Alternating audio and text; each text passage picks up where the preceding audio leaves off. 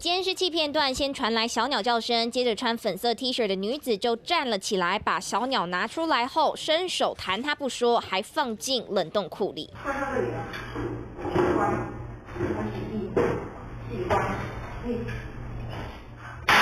不同天，但同个场景，蓝色鹦鹉飞出笼了。这名女子气冲冲往前要抓它，竟然把鹦鹉放进盒子里。但看看这个盒子并不大，鹦鹉被关进去，几乎没有活动空间。因为房客的容忍度很高，像这小狗在叫，我们也都 OK。可是不知道说它那个大声尖叫跟小鸟在叫，它是在虐杀。原来这名张小姐和先生来这里租房子，却和房东有了租屋金钱纠纷。房东后来又接到同层租客投诉，平常会在房间听到小鸟和兔子大声尖叫，一看监视器才发现张小姐对动物管教不当。鸟刚好咬了她一口，然后她就先暂时放进去，然后很快又拿出来，这根本不算是虐待动物的部分。租客张小姐先生解释，这些动作只是在教训动物，跟虐待并扯不上关系。有涉嫌动保法的部分，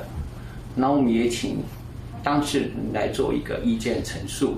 那目前正在把所有的证据在汇整当中。动保处目前已经介入调查，把这对夫妻剩下来动物代为接管，而张小姐是否触犯动保法，也还要等后续资料比对来厘清真相。三新闻张仁杰赖慈桃园采访报道。